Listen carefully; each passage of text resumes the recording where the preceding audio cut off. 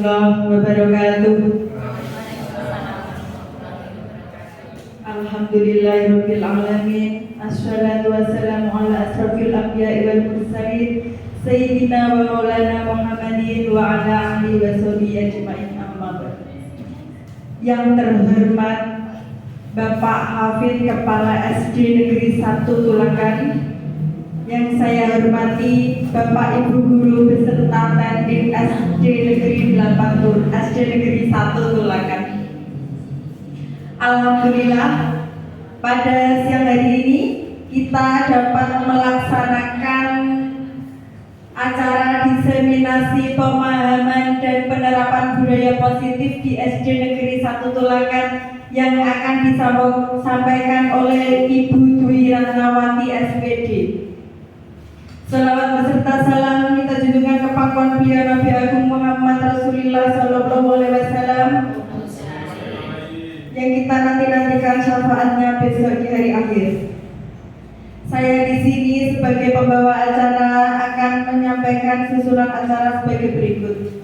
Acara pertama pembukaan, acara kedua sambutan, acara yang ketiga lain-lain, dan yang terakhir penutup.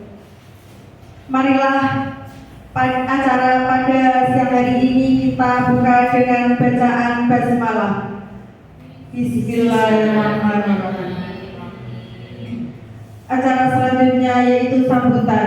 Sambutan pertama Bapak Kepala SD Negeri 1 Tulakan. Kepada Bapak Hafid saya haturkan.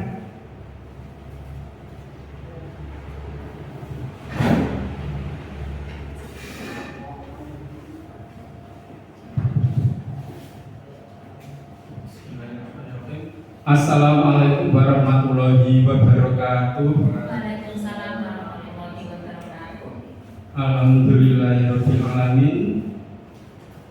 Yang saya hormati Bapak, Ibu, guru dan tenaga kependidikan SD Negeri 1 Tulakan.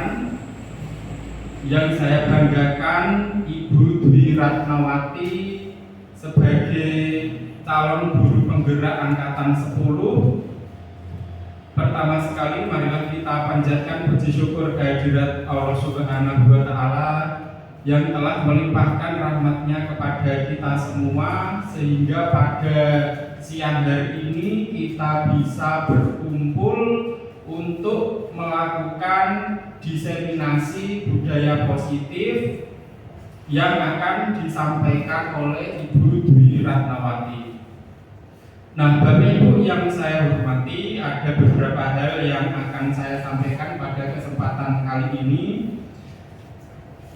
Nah, kesempatan kali ini merupakan bagian dari tugas Ibu Dwi Ratnawati sebagai calon guru penggerak angkatan 10. Nah, nanti diharapkan Bapak Ibu semuanya bisa mengikuti kegiatan hari ini dengan baik, kemudian bisa mengambil apa yang disampaikan oleh Ibu Dwi Ratnawati, kemudian bisa mengadopsi, kemudian bisa menerapkan di kelasnya masing-masing, baik sebagai guru kelas maupun sebagai guru mata pelajaran. Nah, harapannya nanti ke depan semua guru bisa menerapkan budaya positif di lingkungan SD Negeri 1 Tulakan, sehingga nantinya akan berimbas kepada perbaikan atau kemajuan pembelajaran di SD Negeri 1 Tulakan.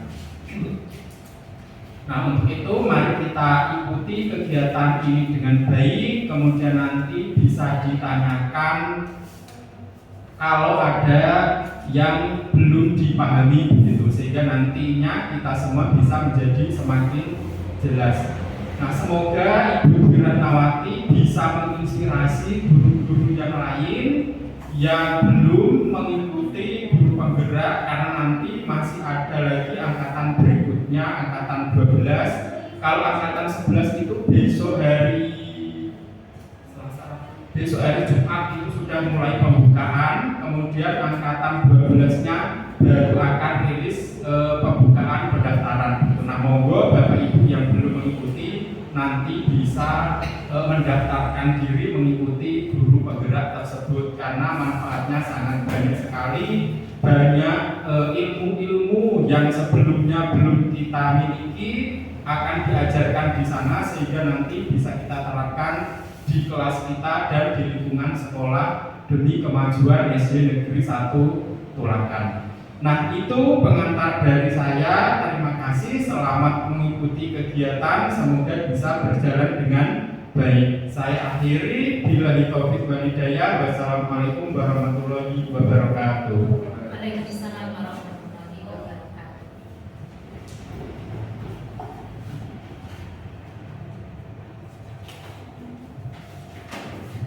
Terima kasih buat Pak Hafid. Acara selanjutnya yaitu diseminasi budaya positif di SD Negeri 1 Tulakan yang akan disampaikan oleh Ibu Dwi Ratnawati. Kepada Ibu Dwi Ratnawati kami haturkan.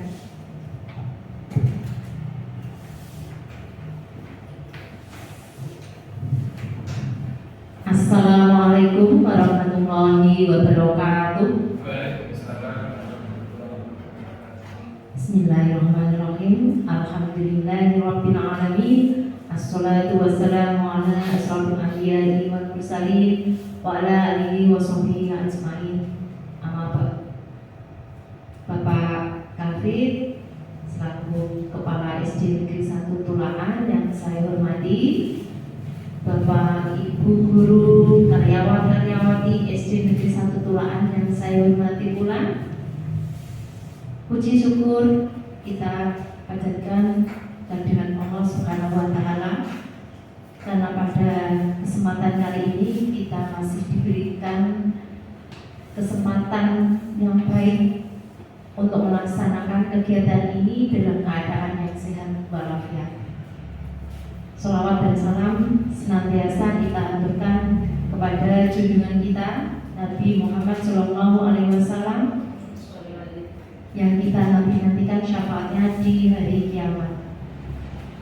Semoga kita kelak mendapatkan syafaat dari Nabi Muhammad SAW. Amin. Amin ya rabbal alamin. Bapak Ibu yang hadir di sini, Bapak Ibu yang saya hormati, pertama kali saya ucapkan terima kasih atas kehadiran, atas waktu yang telah diluangkan untuk mengikuti kegiatan yang saya laksanakan, yaitu kegiatan dalam rangka pemenuhan tugas pendidikan guru penggerak pada modul 1.4 angkatan CGP angkatan 10 di Kabupaten Jepara.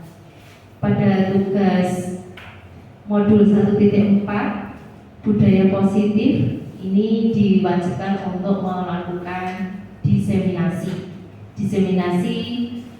tentang budaya positif yang sudah dilakukan oleh saya, dan saya sebarkan pengetahuan saya kepada Bapak dan Ibu yang hadir di sini.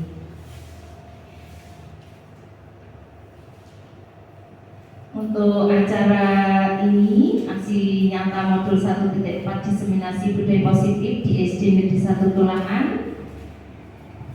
ini saya laksanakan semenjak ini ya, mengikuti kegiatan PGP.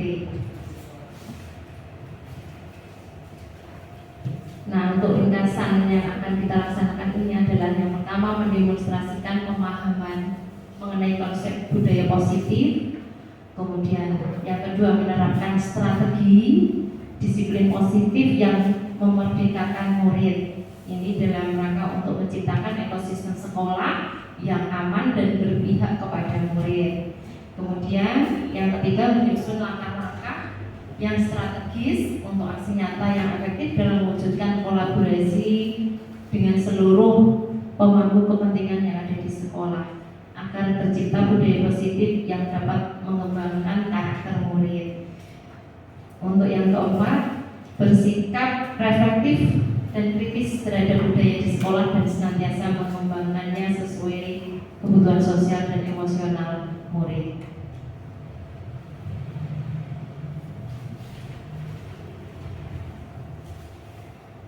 ini Bapak Ibu coba diperhatikan, ada tayangan yang di depan. Kira-kira Bapak Ibu setuju atau tidak? Nah, yang pertama, hukuman dapat mendisiplinkan anak. Nah, kira-kira hukuman ini, suatu hukuman dapat mendisiplinkan anak didik kita tidak ya?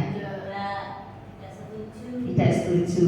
Baik. Yang pertanyaan nomor 2, pemberian hukuman dengan hal positif, misalnya anak disuruh untuk membaca atau membersihkan halaman.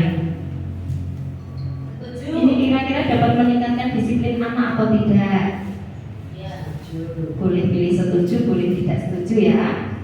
Kemudian untuk pertanyaan ketiga, memberi penghargaan.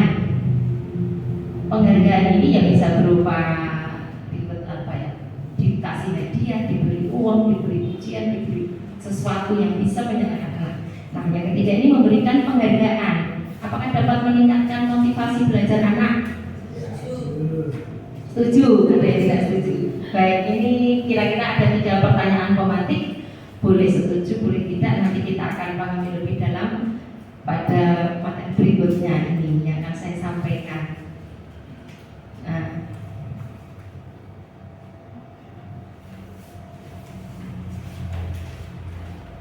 dalam modul yang saya pelajari, modul 1.4 tentang budaya positif, itu ada 6 materi yang mendasar di modul ini. Yang pertama, disiplin positif dan nilai-nilai kebajikan universal. Materi yang kedua, teori motivasi, hukuman dan penghargaan, restitusi. Materi yang ketiga, keyakinan kelas. Materi yang keempat, kebutuhan dasar manusia. Materi yang kelima, 5 posisi kontrol. Yang keenam, segitiga restitusi. Ini adalah 6 materi yang mendasar yang terdapat di dalam modul 1.4 tentang budaya positif yang saya pelajari. Nah, yang pertama kita akan pelajari yaitu disiplin positif dan nilai kebajikan universal. Bapak Ibu yang saya hormati, coba perhatikan, nanti ada yang di layar. Ada A itu saya, Bapak Ibu, ya. Dan ada teman Bapak Ibu, ada A, ada B, ada saya, ada kamu, ada Bapak Ibu, dan juga ada teman Bapak Ibu, ada A dan B, ya. Buatlah sebuah kepalan. Coba misalnya berpasangan juga boleh ya, ada Bapak Ibu dan temannya sebelahnya. Buatlah sebuah kepalan, tangan di kepal, kemudian bayangkan sesuatu yang sangat berharga itu berada di genggaman Bapak Ibu. Sudah dipraktikkan? Nah, kemudian teman Bapak Ibu yang ada di sebelahnya akan mencoba untuk meminta Bapak Ibu memberikan benda yang ada di dalam genggaman. Cara yang dilakukan oleh teman Bapak Ibu bisa dengan cara membujuk, bisa dengan mengancam. Membujuk itu ya dengan rayu halus, ya, atau dengan ancaman. Awas loh orang, tidak kamu berikan, nanti saya harus diancam. Ancaman bisa juga dengan menghardik, ayo berikan, dihardik, atau dengan cara merayu lagi halus, ya, atau menyuap, ayo kasihkan itu yang ada di kepalan kamu, nanti tak beri uang 100.000 gitu. Bujuk, rayu, suap, atau apa saja yang bisa dilakukan oleh teman Bapak Ibu agar dapat membuka kepalan Bapak Ibu semua.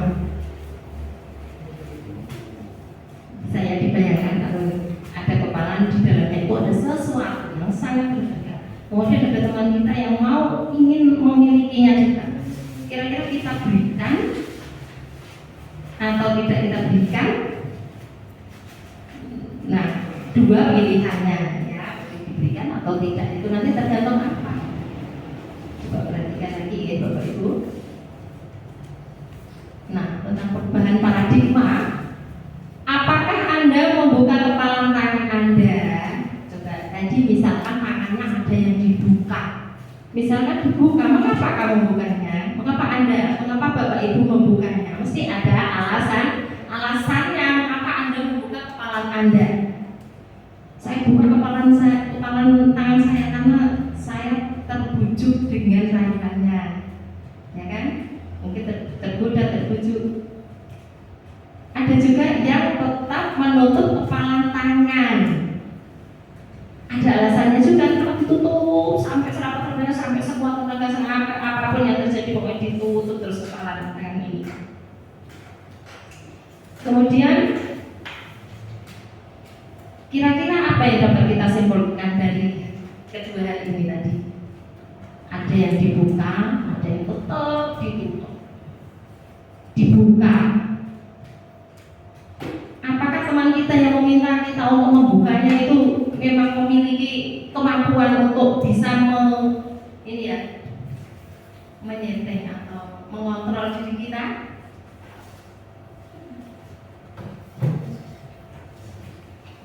Tak buka. Kancan-kancanku ini pintar, teman saya pintar, ini saya bukanya. Kira-kira yang memiliki posisi kontrol untuk menutup atau membuka itu siapa? Diri sendiri. Baik Bapak Ibu, berarti diri kita dengan ibaratnya dengan peserta didik yang kita hadapi juga sama. Kita berhadapan dengan peserta didik kita. Ibaratnya kita memiliki sesuatu ini kita buka atau kita tutup. Nah, kita memiliki posisi kontrol yang kalau dibuka ya kita sendiri yang buka, kita mau memutuskan untuk menutup ya berarti diri kita yang memutuskan untuk menutup. Jadi itu dalam kegiatan ini sesungguhnya siapa yang memegang kendali untuk membuka atau menutup kepalan tangan? Berarti diri kita sendiri. Begitu juga dengan murid. Murid dapat kita kendalikan itu juga atas murid yang memang mau menuruti apa yang dikatakan oleh Bapak Ibu gurunya. Ada juga murid yang pertumbuhan dulu dan menutup diri dan tidak mau membuka diri. Tetap apa perilakunya tidak mau diubah. Ya memang dia sendiri yang memutuskan hal itu. Baik, untuk perubahan paradigma dari kontrol atau teori pilihan ini ada ilusi kontrol. Ini ya, ilusi guru mengontrol murid. Bapak Ibu semuanya, pada dasarnya kita ini tidak dapat memaksa murid.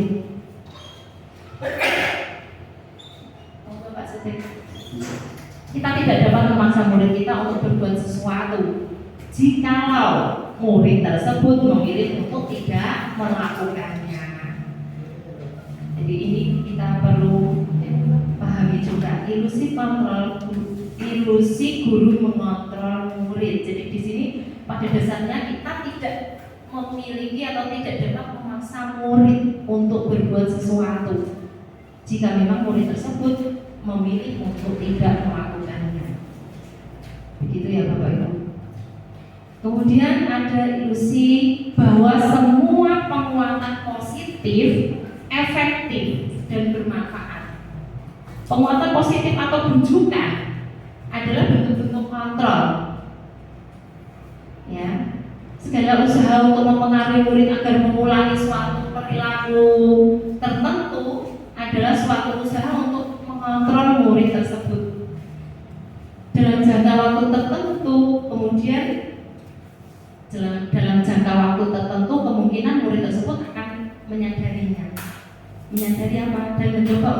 Ada yang menolak bujukan kita, tetapi ada juga murid yang malah tergantung kepada pendapat dari guru. Jadi ini ada dua kemungkinan ini untuk ilusi bahwa semua penguatan positif itu efektif dan bermanfaat. Jadi dalam jangka waktu tertentu kemungkinan murid ini bisa saja setelah dia menyadarinya dia bisa saja untuk menolak, atau mungkin murid ini malah menjadi tergantung kepada pendapat guru. ilusi bahwa kritik dan membuat orang merasa bersalah dapat menguatkan karakter. Yang menggunakan kritik dan rasa bersalah untuk mengontrol murid. Kadang-kadang itu yang agak sering kita lakukan juga ya, terutama saya. Kalau ada anak yang udah salah, malah ini salah kamu ya. Jadi ini sebetulnya tidak efektif ya, untuk menggunakan kritik dan rasa bersalah untuk mengontrol murid menuju pada identitas gagal. Jadi kita menjadikan anak menjadi gagal identitasnya, jadi dirinya. Mereka belajar untuk merasa buruk tentang diri mereka.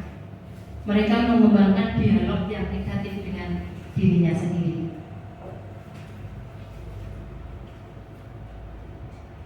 Berikutnya adalah ilusi bahwa orang dewasa, termasuk kita Bapak Ibu guru, ya, ilusi bahwa orang dewasa memiliki hak untuk memaksa, begitu ya.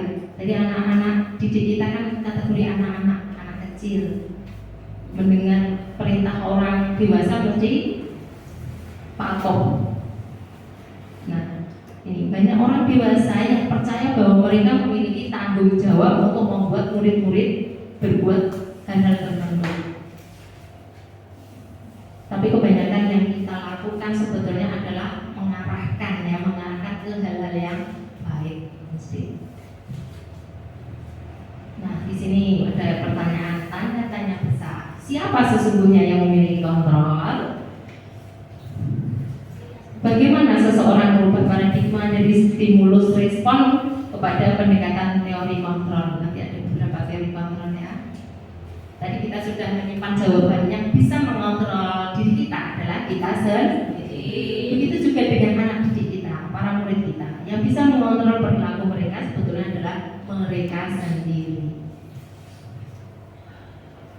Nah, ini ada perubahan paradigma, stimulus respon, dan teori kontrol atau teori pilihan. Siapa sesungguhnya yang memiliki kontrol? Ada dua perbedaan, stimulus respon dan teori kontrolnya ya. Yang pertama, kita mencoba mengubah orang agar berpandangan sama dengan kita.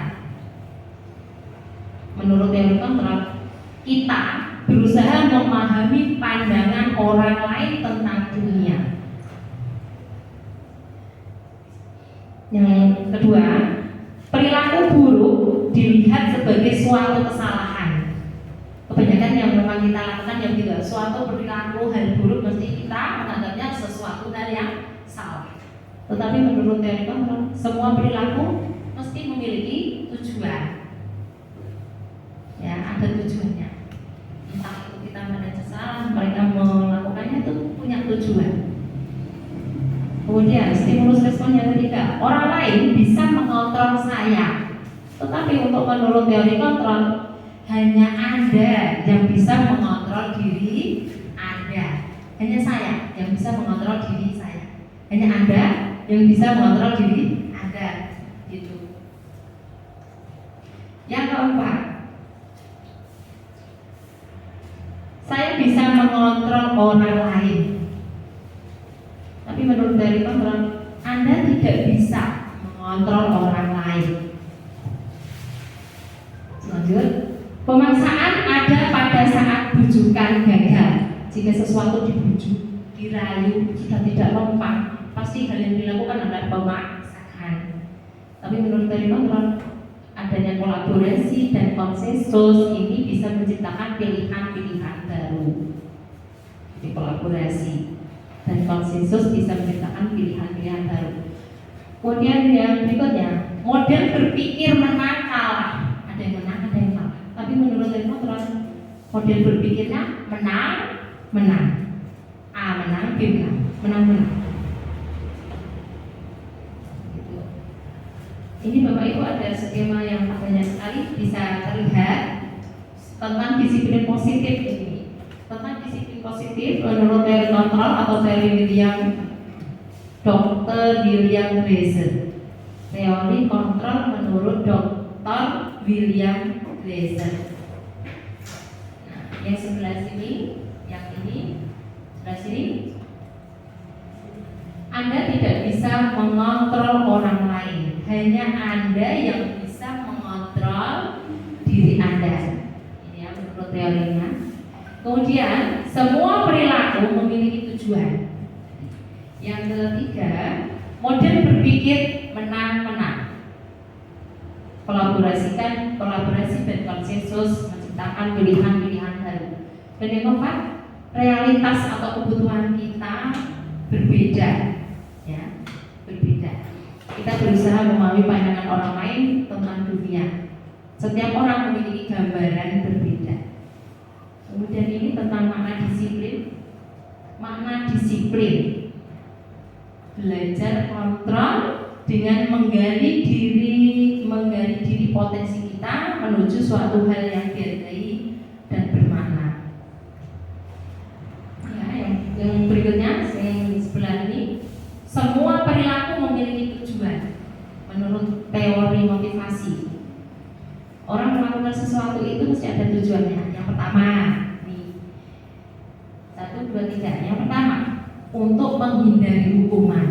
Saya melakukan ini supaya saya terhindar dari hukuman.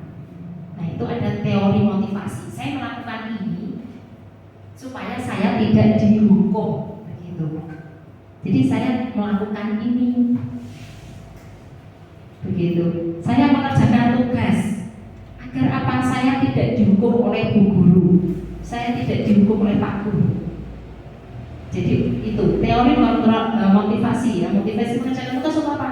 Supaya tidak dihukum. Nah, ini teorinya. Untuk menghindari hukuman.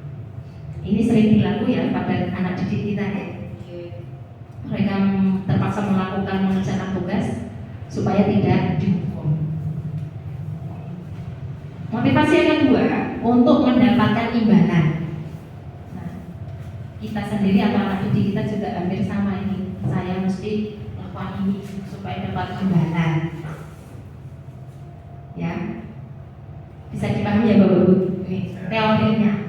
Teorinya kita melakukan sesuatu ini supaya mendapatkan imbalan. Entah itu imbalan apa gitu. Kemudian yang ketiga, untuk menghargai diri sendiri. Itu motivasinya. Jadi menurut Dr. William Glasser ini teori motivasinya ada 1, 2, 3. Kira-kira yang memotivasi kita untuk melakukan sesuatu itu yang mana? Kadang yang nomor 1, kadang yang nomor 2, kadang yang nomor 3. Ya kan Bapak Ibu? Nah, itu tidak lepas dari diri kita, termasuk saya juga. Nah, ini untuk menghargai diri sendiri. Nah, nilai-nilai kebajikan universal ini bisa dilakukan dengan membuat sebuah keyakinan jelas. Ya. Berikutnya ini yang samping, model berpikir menang-menang. Kolaborasi dan konsensus menciptakan pilihan-pilihan baru. Nah, di sini ada 5 posisi kontrol. Guru yang kita lakukan itu memiliki 5 posisi kontrol. Yang pertama adalah penghukum. Kalau ada anak yang berbuat sesuatu kan kita menganggap yang salah, kita melakukan atau memberikan hukuman. Ya, ada yang menghukum. Yang kedua, pembuat rasa bersalah. Kita menjadikan anak sudah salah, kita sadar itu perbuatan kamu salah. Nah, bisa juga posisi kita sebagai teman. Dan kamu tulis saja, nanti kalau tidak bisa saya ajari. Nah, gitu. Contohnya sebagai teman. Kemudian yang keempat sebagai pemantau anak didik kita di sekolah. Terus yang kelima sebagai manajer. Nah, untuk ini, untuk menyelesaikan permasalahan-permasalahan yang ada di sekolah, kita kan memposisikan kita di posisi guru itu ini di 5 posisi kontrol ini, ada 1, 2, 3, 4, 5. Posisi yang terbaik ya sebagai manajer.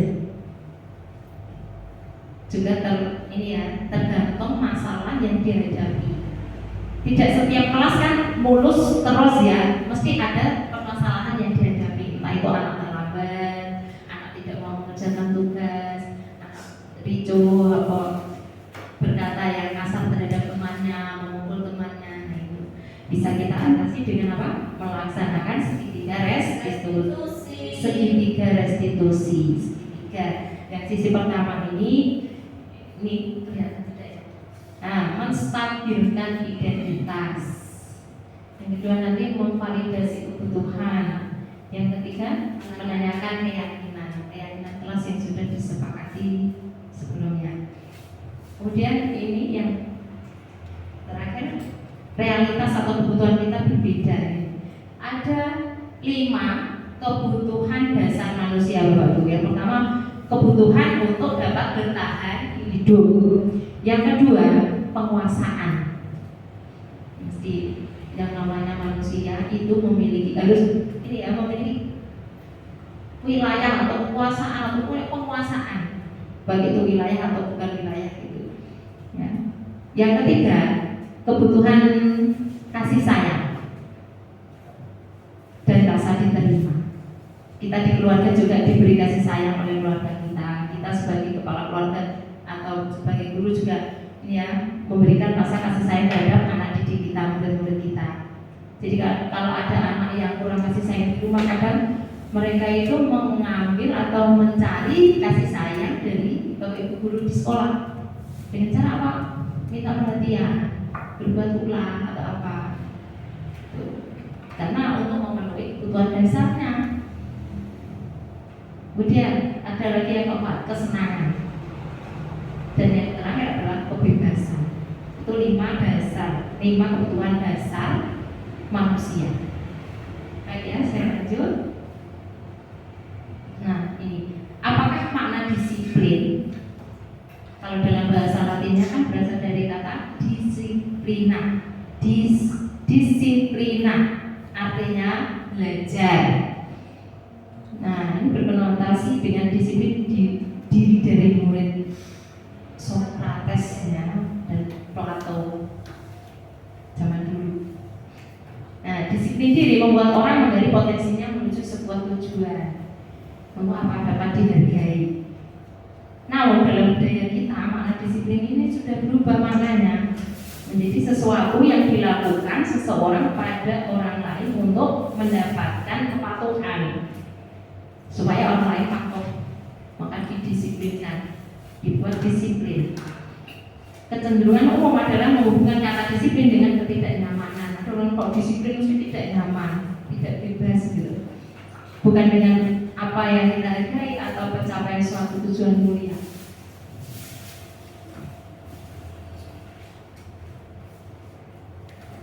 Baik, ini untuk nilai-nilai kebajikan universal. Nilai-nilai kebajikan itu apa? Nilai-nilai kebajikan itu adalah sifat-sifat positif manusia yang merupakan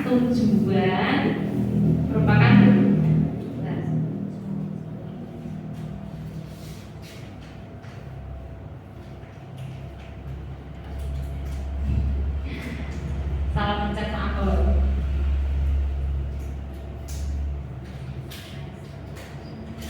Nah, nilai-nilai kebajikan ya, ini merupakan tujuan mulia yang ingin dicapai setiap individu. Nilai-nilai tersebut itu bersifat universal dan lintas bahasa, suku bangsa, agama maupun latar belakang. Nah, setiap perilaku atau perbuatan memiliki suatu tujuan. Dia sudah disampaikan oleh Dr. William Glasser pada teori kontrol tahun 1984 beliau. Nah, dengan mengaitkan nilai-nilai kebajikan yang diyakini seseorang ini, yang diyakini oleh seseorang, maka motivasi intrinsik itu motivasi yang timbul dari dalam diri. Motivasi intrinsiknya akan terbangun sehingga menggerakkan motivasi dari dalam untuk dapat mencapai tujuan mulia yang diinginkan. Ini menurut dari Dian Gosen tahun 1998. Jadi yang kita munculkan sebetulnya adalah ini, yang mau kita munculkan itu motivasi intrinsik dari para murid kita, bukan motivasi ekstrinsik. Ya, ekstrinsik itu dari luar. Baik, untuk nilai-nilai kebajikan universal ini sudah sering dan kita kenali. Ada berapa Bapak Ibu? Ini nilai-nilai kebajikan universal itu adalah nilai yang ingin dicapai oleh setiap anak Indonesia. yang sudah kita kenal dengan istilah apa? Profil pelajar Pancasila.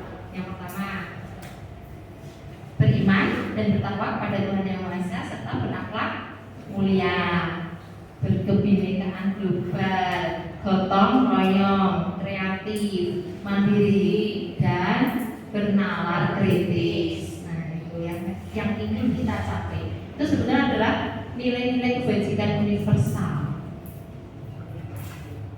Lanjut untuk yang kedua, teori motivasi, hukuman dan penghargaan serta restitusi. Ada teori motivasi perilaku manusia. Ada berapa ini motivasi? Teori motivasi perilaku manusia. Ada 3. Yang pertama ini motivasi eksternal, eksternal dan internal. Coba ini yang pertama, saya bacakan. Untuk menghindari ketidaknyamanan. Nanti kita mau melakukan sesuatu, kita didisiplinkan merasa tidak nyaman ya. Nah, untuk menghindari ketidaknyamanan atau hukuman, saya tak melakukan saja daripada dihukum, daripada mendapatkan hukuman. Ini termasuk motivasi dari luar, termasuk motivasi ekstrinsik.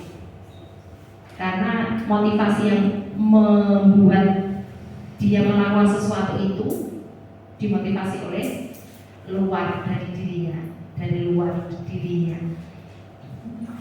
ya. Yang kedua, untuk mendapatkan imbalan dari orang lain.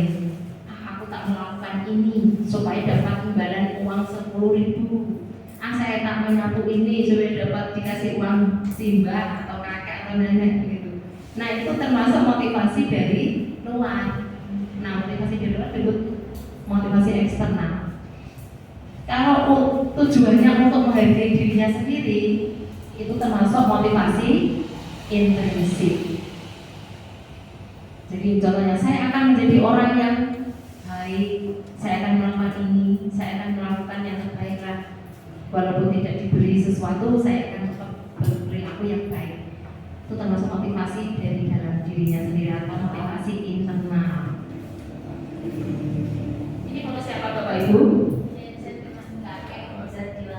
Kakek Ejat Dewanto.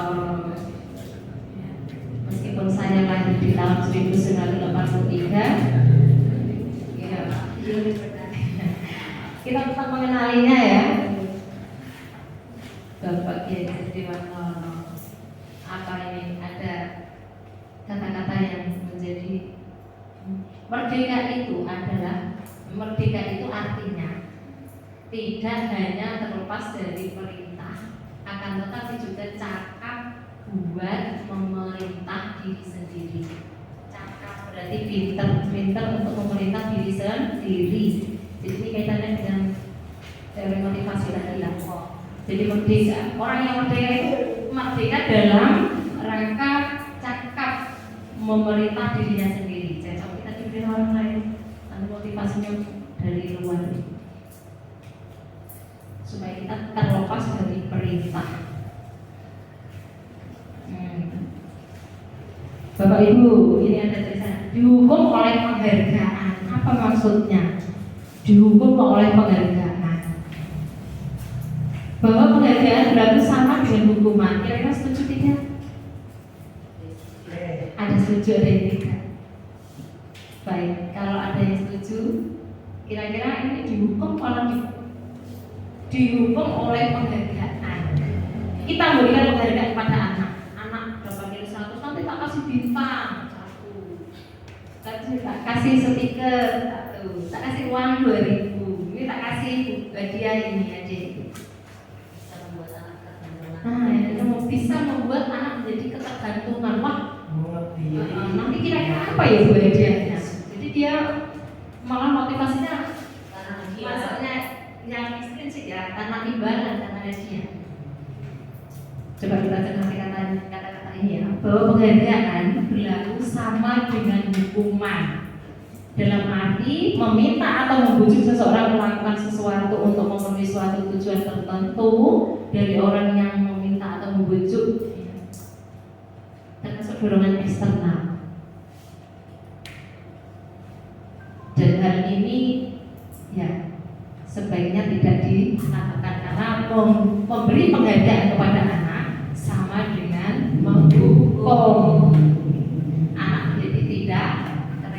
positif.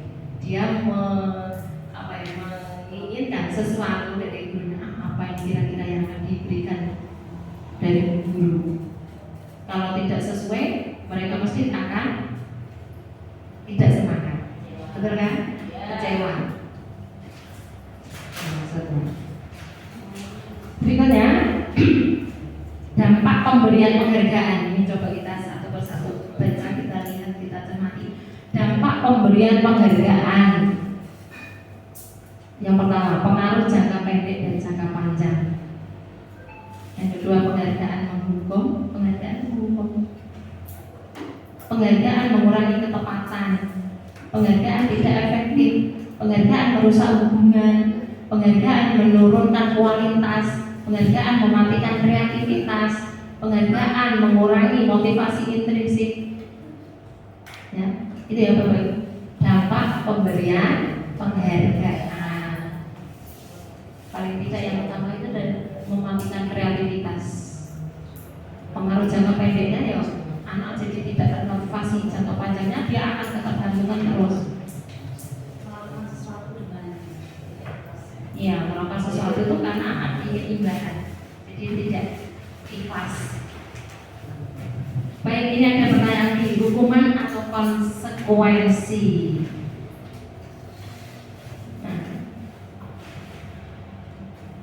Tindakan guru ini termasuk hukuman atau konsekuensi? Bisa dilihat satu persatu, ada pernyataan.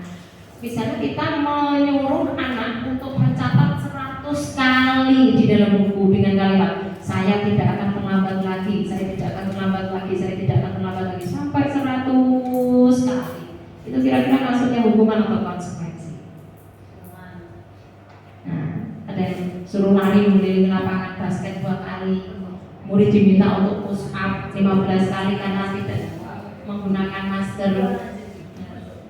Nah, terus ini menggantikan. Nah ini ya. Coba kita lihat. Ini ada yang masuk hukuman, ada yang masuk konsekuensi. Tindakan dulu. Kalau mencapai 100 kali, kira-kira sesuai tidak dengan kesalahan yang dilakukan oleh murid? Kalau tidak sesuai, berarti itu termasuk hukuman. Yang kedua, anak terlambat disuruh lari 2 kali mengelilingi lapangan basket, masuk hukuman atau konsekuensi? Hukuman. Karena terlambat, solusinya bukan mengelilingi lapangan, ya kan? Yang ketiga, murid diminta untuk push up, maksudnya hukuman. Apa kaitannya murid tidak menggunakan masker dengan push up?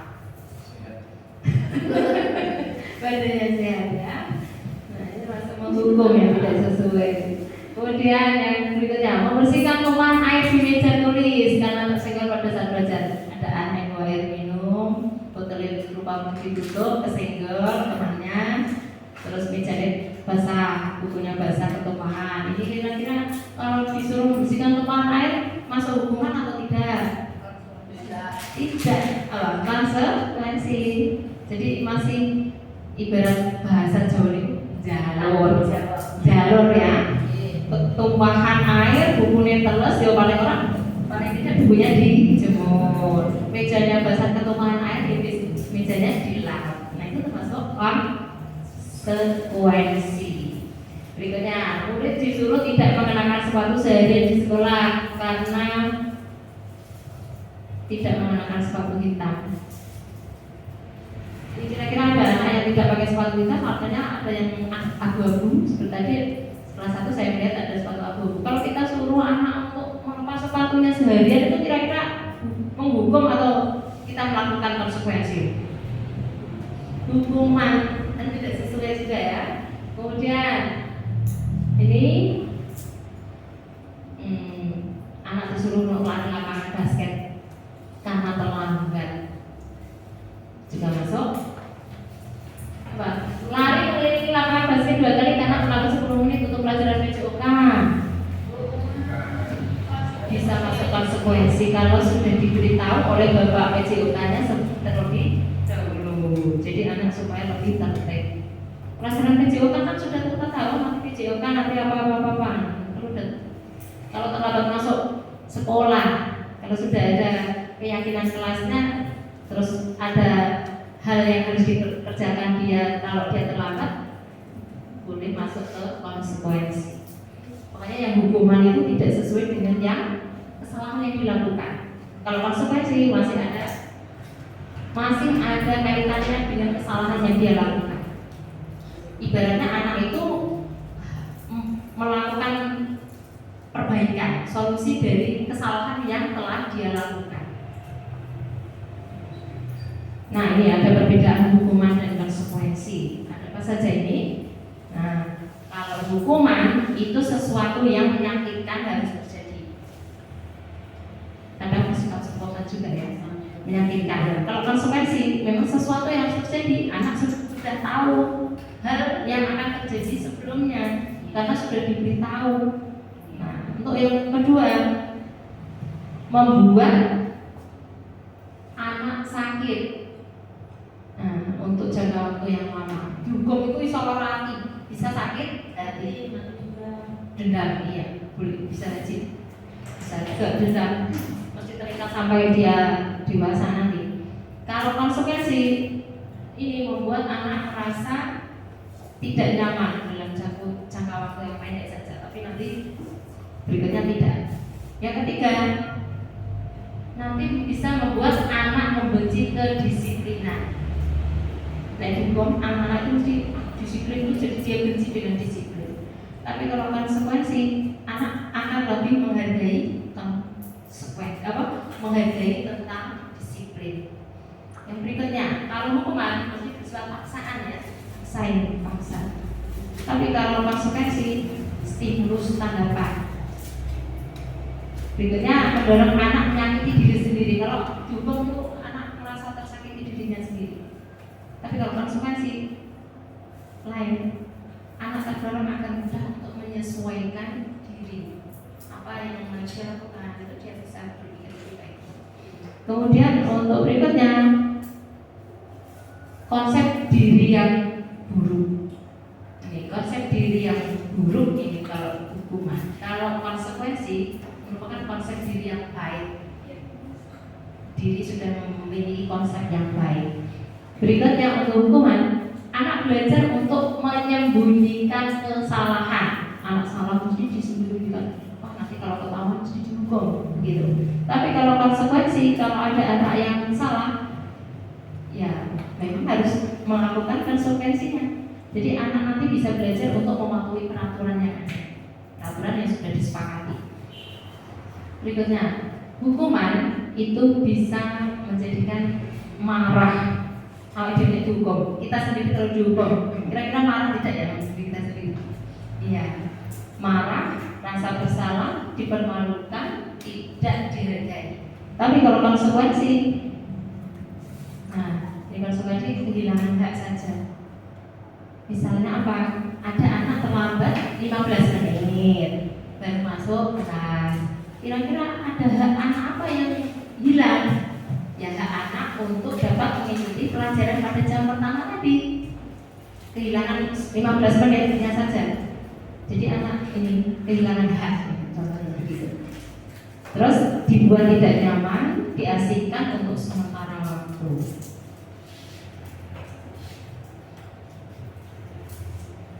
Baik Bapak Ibu, masih tetap semangat ya.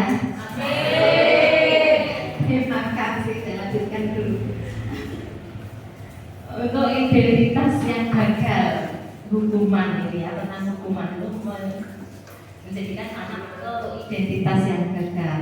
Kalau identitas yang sukses tentang disiplin, ya, konsekuensi, restitusi.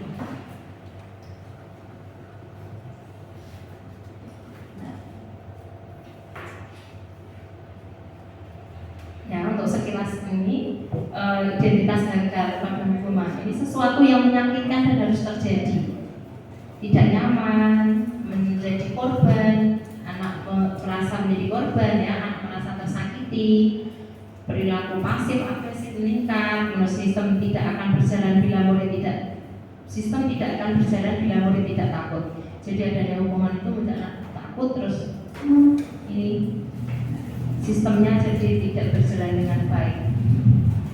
Kemudian kalau identitas sukses, jadi kita berusaha untuk memindahkan atau mengalihkan, berupaya mengubah dari identitas gagal menuju ke identitas sukses. Kalau identitas sukses ini bisa dengan cara mendisiplinkan anak dengan cara konsekuensi tadi dan bisa dengan restitusi.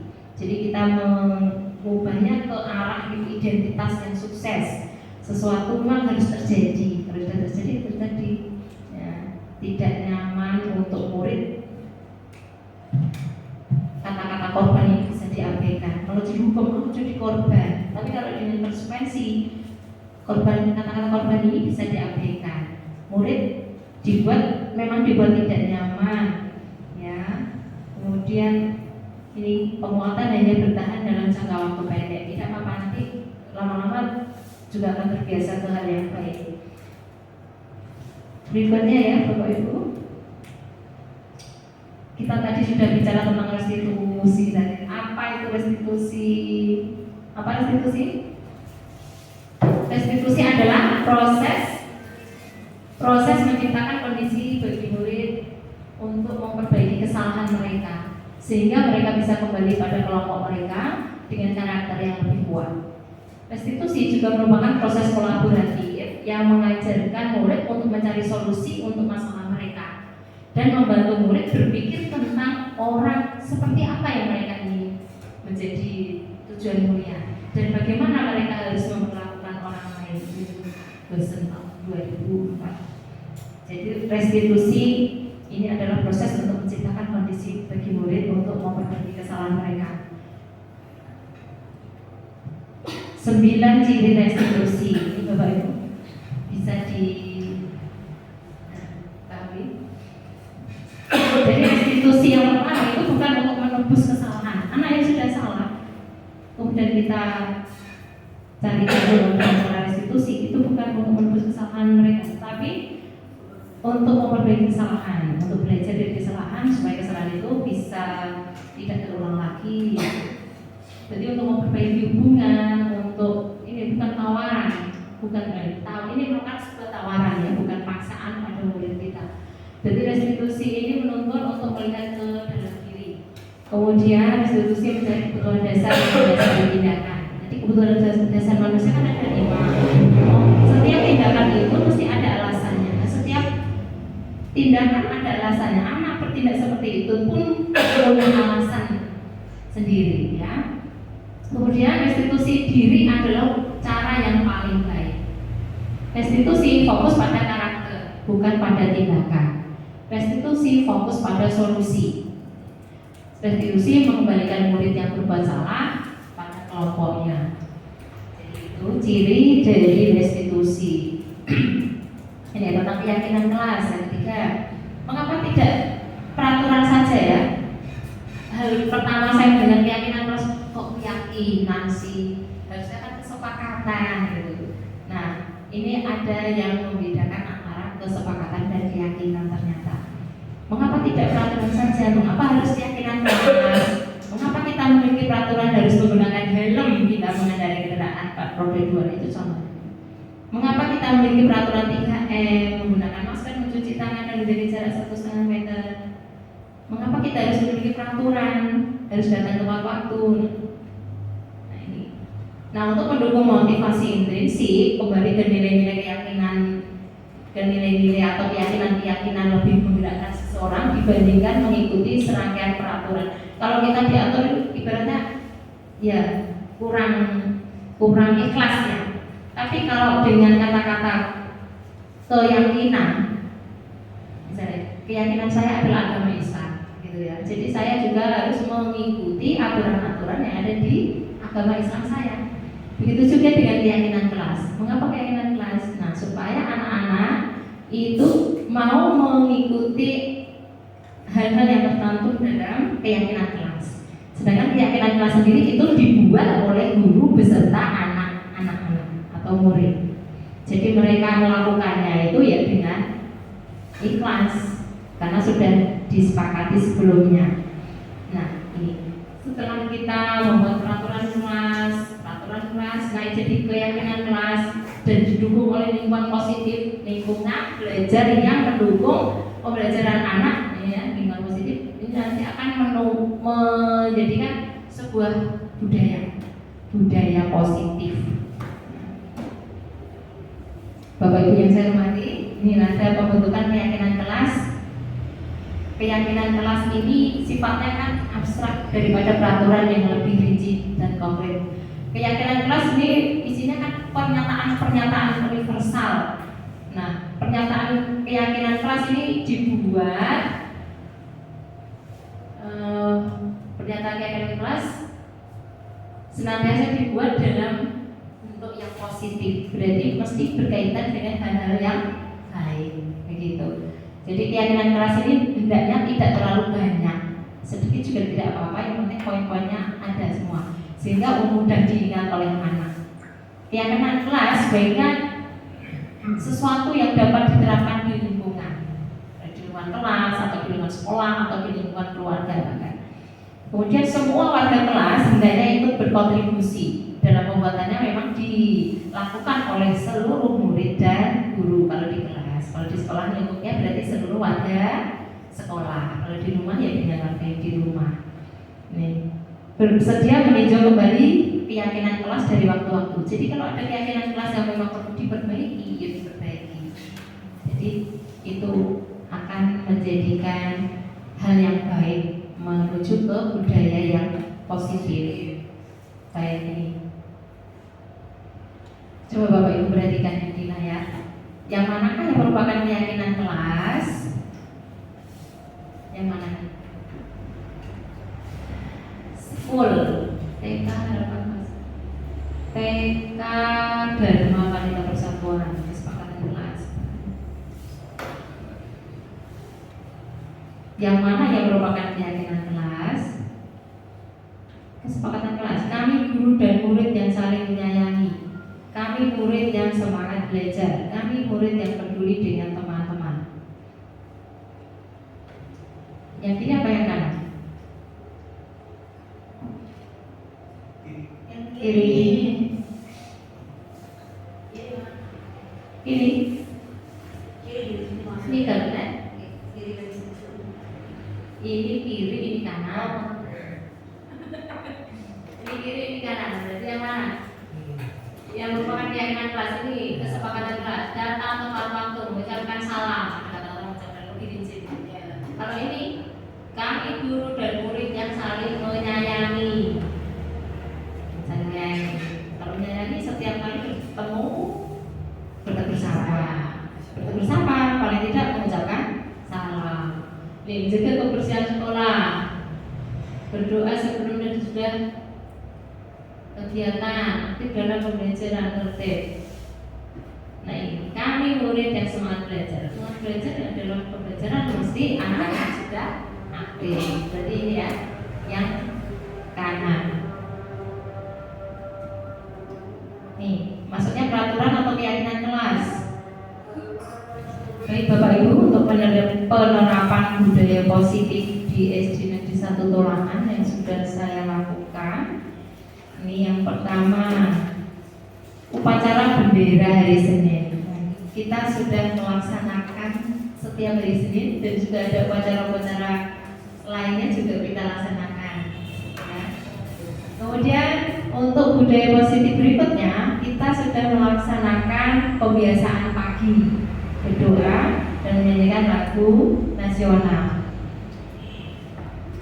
Yang berikutnya yaitu Jumat Sehat. Kita sudah rutin melaksanakannya setiap hari Jumat secara bersama-sama dengan anak didik kita di sekolah. Berikutnya adalah salam pada guru.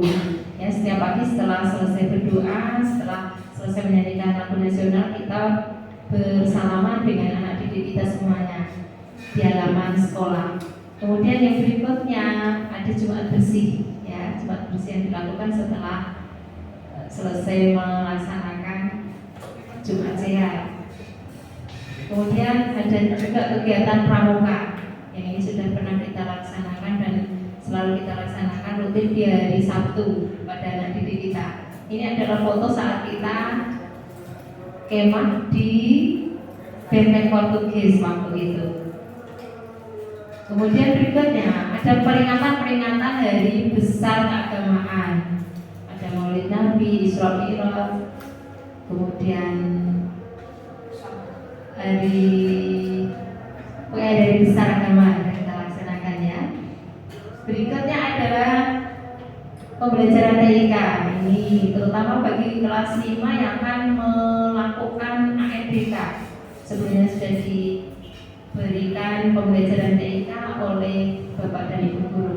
Kemudian setiap duhur anak-anak sudah rutin melaksanakan sholat berjamaah di musola dekat sekolah kita. Berikutnya adalah pembuatan keyakinan kelas. Ini peraturan yang dibuat bersama-sama di kelas, guru dan wali kelas. Kemudian penerapan budaya positif berikutnya adalah penerapan segitiga restitusi. Ini adalah Mbak Aini, saya beri wawancara.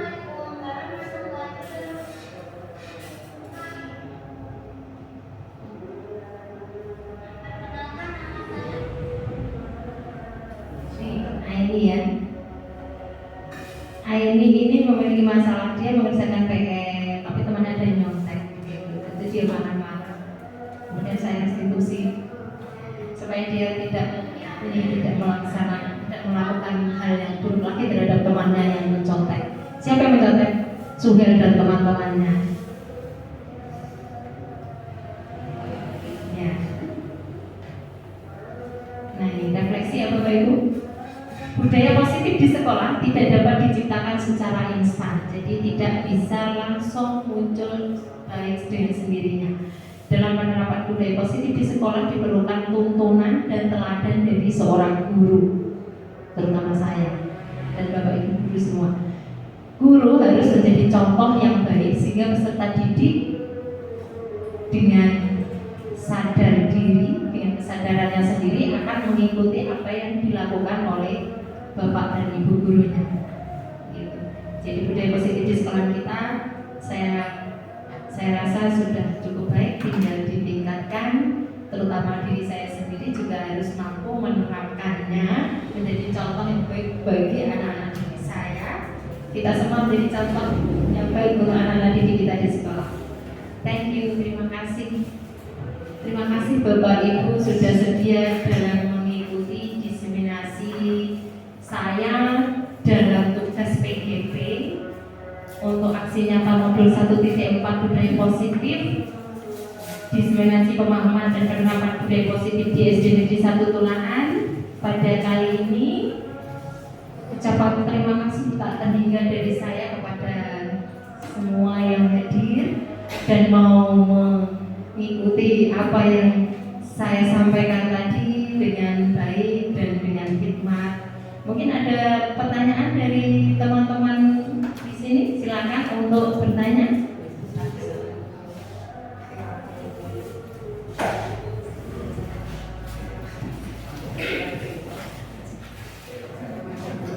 Terima kasih.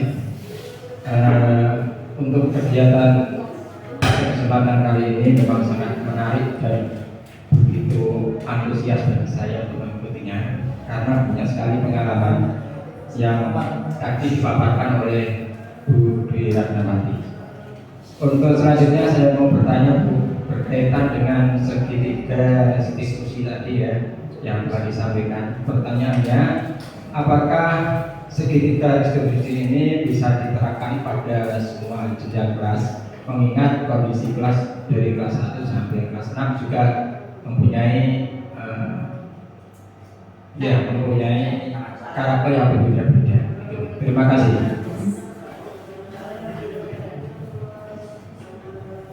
Baik Bapak Ridwan, terima kasih atas pertanyaannya. Untuk jenjang dari kelas 1 sampai dengan kelas 6, bahkan SMP sampai SMA pun, penerapan segitiga restitusi ini bisa diterapkan karena segitiga restitusi ini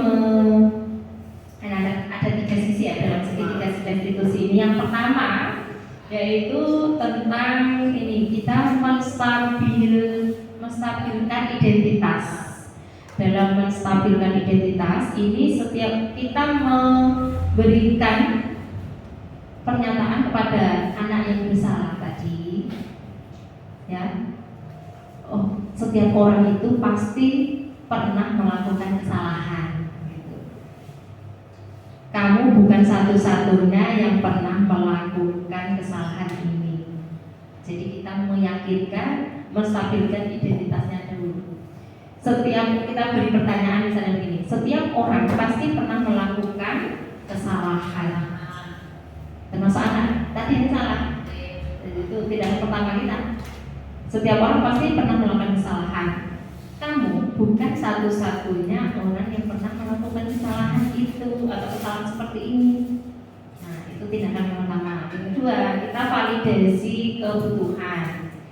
Nah, kita tanya lagi untuk anak yang salah tadi. Kita beri pertanyaan misalnya, kamu tentu punya alasan mengapa melakukan itu. Anak salah pasti punya alasan. Jadi tadi kan teorinya tidak menang kalah tapi menang-menang. Setiap tindakan mesti didasari dengan adanya motivasi. Apa itu motivasinya? Apa terusnya? Jadi begitu. Kamu tentu punya alasan mengapa melakukan ini. Misalnya anak didik saya Afi terlambat. Afi, mengapa kamu terlambat? Sudah berapa kali? 7 kali. Misalnya begitu. Saya tanya, kamu pasti punya alasan mengapa kamu terlambat.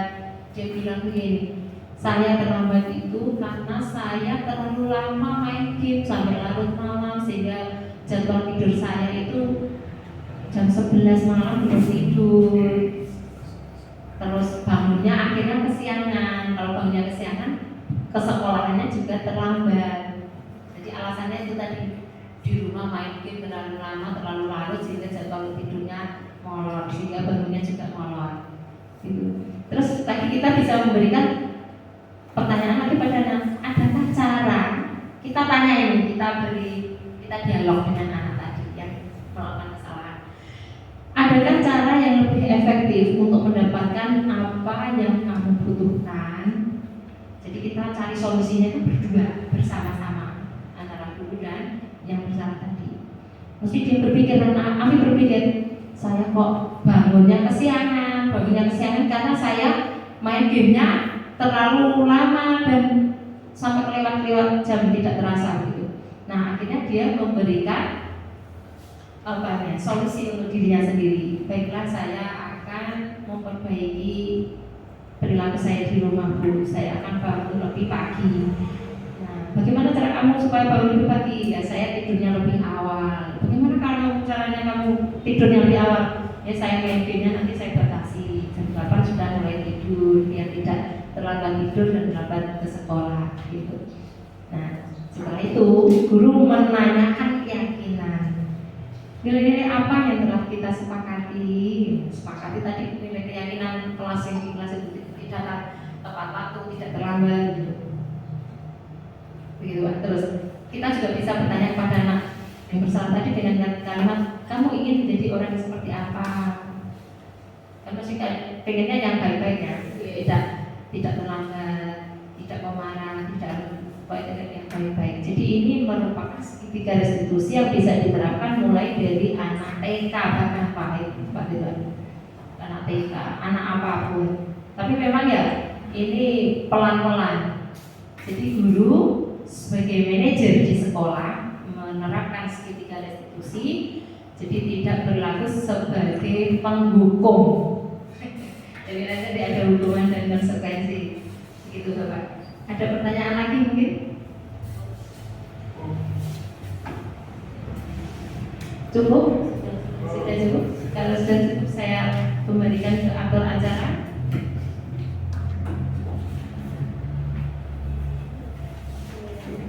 Terima kasih kepada Ibu Dwi Ratnawati. Tepuk tangan untuk Ibu Dwi Ratnawati. Penjelasannya sangat gamblang sekali. Dari atas sampai bawah. Bagaimana menerapkan segitiga restitusi, pengalaman untuk kita semua. Di setiap kelas mungkin ada permasalahan dan kita bisa menerapkan segitiga restitusi itu. Semoga berkah untuk kita semua ya, Ibu Dwi Ratnawati. Demikian acara pada siang hari ini, semoga bermanfaat untuk kita semua. Billahi taufiq wal hidayah. Wassalamualaikum warahmatullahi wabarakatuh.